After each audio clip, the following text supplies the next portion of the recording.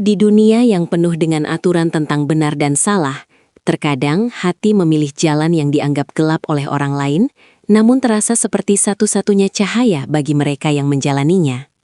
Ini bukan sekadar cerita tentang pengkhianatan, melainkan tentang dua jiwa yang menemukan rumah di tempat yang salah, pada waktu yang tidak tepat, dan memutuskan untuk tetap tinggal meski badai moralitas menghantam tanpa henti.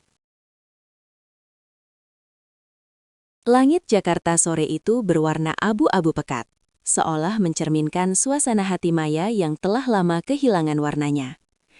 Maya adalah seorang wanita berusia 35 tahun yang hidupnya tampak sempurna dari luar. Ia memiliki suami yang mapan, rumah mewah di kawasan elit, dan lingkaran sosial yang selalu memujanya. Namun di balik dinding rumah yang dingin itu, Maya hanyalah sebuah pajangan.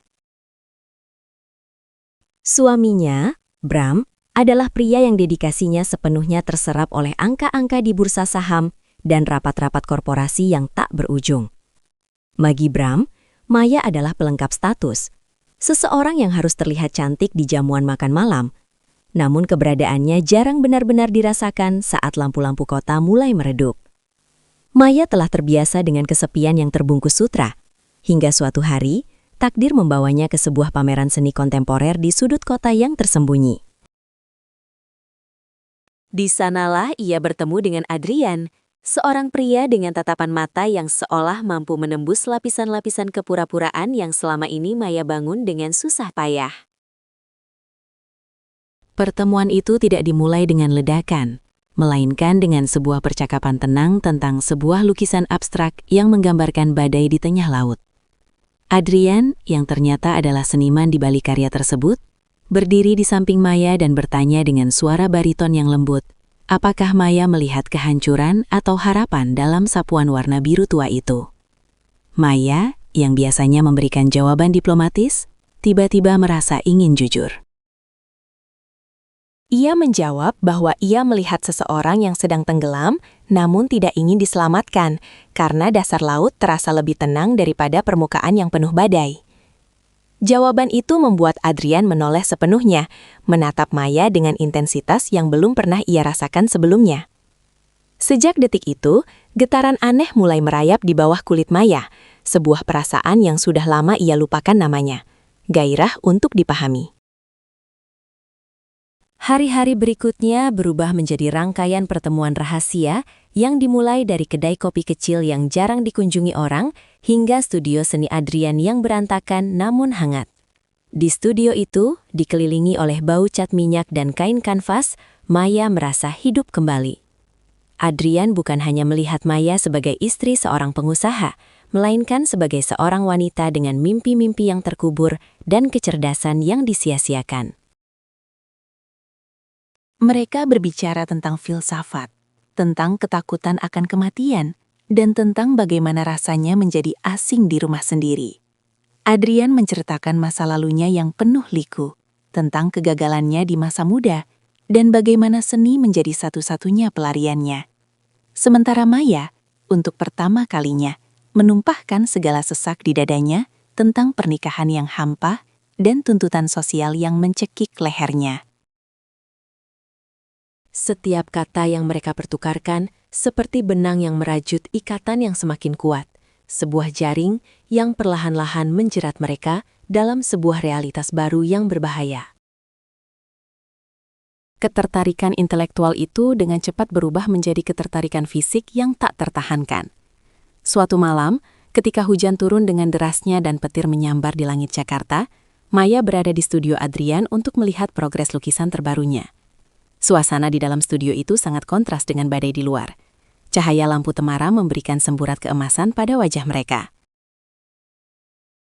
Saat Adrian mencoba menjelaskan teknik pewarnaan pada kanvasnya, tangannya tanpa sengaja bersentuhan dengan tangan Maya. Sentuhan itu seperti percikan api yang menyambar bensin. Tanpa kata-kata, Adrian menarik Maya ke dalam pelukannya. Dan untuk pertama kalinya dalam bertahun-tahun, Maya merasa benar-benar diinginkan. Ciuman mereka terasa seperti pemberontakan, sebuah deklarasi perang terhadap semua norma yang selama ini membelenggu mereka. Di atas sofa tua di sudut studio, Mereka menyerahkan diri pada keinginan yang selama ini mereka tekan, mengabaikan fakta bahwa di luar sana, dunia akan mengutuk apa yang mereka lakukan sebagai dosa besar. Namun, bagi Maya dan Adrian, kata dosa kehilangan maknanya saat mereka bersama. Bagaimana mungkin sesuatu yang terasa begitu murni dan menghidupkan bisa dianggap salah? Mereka mulai menjalani kehidupan ganda yang melelahkan, namun memabukkan. Maya akan pulang ke rumah mewahnya, mandi untuk menghilangkan aroma parfum Adrian, dan duduk di meja makan bersama Bram seolah tidak ada yang terjadi. Sementara itu, hatinya tetap tertinggal di studio kecil itu, di pelukan pria yang mengenalnya lebih baik daripada suaminya sendiri. Risiko tertangkap selalu membayangi setiap langkah mereka. Ada saat-saat di mana Maya hampir ketahuan saat Bram menemukan struk parkir di area yang tidak pernah dikunjungi Maya, atau saat Adrian hampir mengirim pesan singkat di waktu yang salah.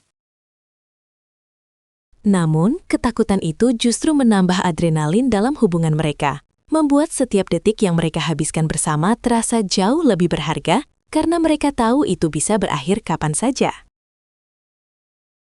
Seiring berjalannya waktu, hubungan terlarang ini mulai mengubah kepribadian Maya. Ia tidak lagi menjadi wanita pendiam yang hanya mengangguk pada setiap perintah suaminya. Ia mulai memiliki opini, ia mulai berani membantah, dan ia mulai mencari cara untuk mendapatkan kebebasannya sendiri. Bram menyadari perubahan ini, namun ia terlalu sombong untuk mencurigai adanya pria lain. Ia menganggap itu hanyalah fase bosan seorang istri yang kurang hiburan. Di sisi lain, Adrian mulai merasa tersiksa dengan status mereka. Ia mencintai Maya dengan seluruh jiwanya, dan tidak tahan melihat wanita itu harus kembali ke pelukan pria lain setiap malam. Adrian mulai mendesak Maya untuk meninggalkan Bram, untuk memulai hidup baru yang jujur meski sederhana di sisinya. Namun, Maya terjebak dalam dilema yang mengerikan. Ia mencintai Adrian, tapi ia juga sadar akan konsekuensi sosial dan finansial yang harus ia hadapi jika ia bercerai. Belum lagi skandal yang akan menghancurkan nama baik keluarganya yang sangat menjunjung tinggi kehormatan. Puncak dari konflik batin ini terjadi saat ulang tahun pernikahan Maya dan Bram yang ke-10. Bram mengadakan pesta besar di sebuah hotel berbintang, mengundang seluruh relasi bisnis dan keluarga besar. Di tengah kemegahan pesta itu, Maya merasa seperti orang asing yang sedang menonton film tentang hidupnya sendiri. Ia melihat Bram berdiri di atas panggung, memberikan pidato tentang betapa setianya Maya dan betapa bahagianya pernikahan mereka. Kata-kata itu terasa seperti belati yang menusuk jantung Maya. Di saat yang sama, ia menerima pesan singkat dari Adrian yang berada di luar hotel, menunggu di dalam mobilnya. Adrian menulis bahwa ia tidak bisa lagi berbagi Maya dengan dunia yang palsu, dan ia meminta Maya untuk membuat keputusan malam itu juga. Tetap di dalam pesta itu dan melanjutkan sandiwara, atau keluar dan pergi bersamanya menuju ketidakpastian. Maya berdiri di balkon hotel, menatap lampu-lampu kota yang berkelap-kelip. Ia memikirkan semua kemewahan yang ia miliki, keamanan finansial, dan pengakuan sosial yang selama ini ia nikmati. Lalu ia memikirkan Adrian, studio kecil yang berbau cat, dan perasaan bebas yang hanya ia dapatkan saat bersamanya. Ia menyadari bahwa selama ini ia telah hidup dalam dosa yang sebenarnya, yaitu dosa membohongi diri sendiri dan menjalani hidup yang tidak ia inginkan hanya demi kenyamanan. Pilihan itu tidak lagi terasa sulit. Dengan langkah pasti, Maya melepas kalung berlian pemberian Bram, meletakkannya di atas meja balkon, dan berjalan keluar melalui pintu belakang hotel. Ia tidak membawa apapun selain tas kecilnya dan keberanian yang baru saja ia temukan. Saat ia masuk ke dalam mobil Adrian, pria itu tidak bertanya apa-apa. Ia hanya menggenggam tangan Maya dengan erat, dan mereka berkendara menjauh dari gemerlapnya pesta, menuju kegelapan malam yang terasa jauh lebih jujur. Kehidupan setelah malam itu tidaklah mudah. Skandal itu meledak, keluarga Maya memutus hubungan dengannya, dan Bram memastikan Maya tidak mendapatkan sepeser pun dari harta Gonogini. Mereka pindah ke sebuah kota kecil di pesisir, di mana Adrian terus melukis dan Maya mulai bekerja di sebuah perpustakaan setempat. Hidup mereka jauh dari kata mewah. Mereka seringkali harus berhemat untuk membayar sewa rumah dan kebutuhan sehari-hari. Namun, di setiap pagi, saat Maya terbangun dan melihat sinar matahari menyentuh wajah Adrian, ia tidak pernah merasakan penyesalan. Ia menyadari bahwa cinta mereka, meski dibangun di atas puing-puing pengkhianatan dan dicap sebagai dosa oleh masyarakat, adalah hal paling nyata yang pernah ia miliki. Mereka belajar bahwa kebahagiaan sejati tidak ditemukan dalam kesempurnaan moral yang dipaksakan, melainkan dalam keberanian untuk memilih siapa yang ingin kita cintai. Meskipun seluruh dunia mengatakan itu salah. Dosa yang mereka lakukan adalah dosa yang terlalu dalam untuk disesali. Karena di dalam dosa itulah mereka menemukan diri mereka yang sebenarnya. Mereka hidup dengan konsekuensi dari pilihan mereka, menerima setiap cibiran dan tatapan sinis dengan kepala tegak.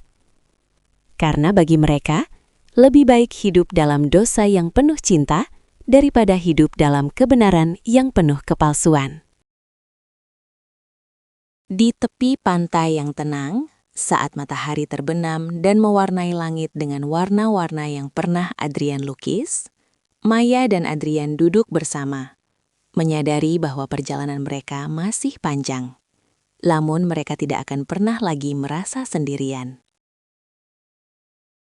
Kisah cinta mereka bukanlah dongeng dengan akhir yang sempurna, melainkan sebuah narasi tentang kemanusiaan, tentang betapa rumitnya hati manusia, dan tentang bagaimana cinta terkadang menuntut pengorbanan yang paling besar, yaitu melepaskan segala hal yang dianggap benar oleh dunia demi sesuatu yang terasa benar bagi jiwa.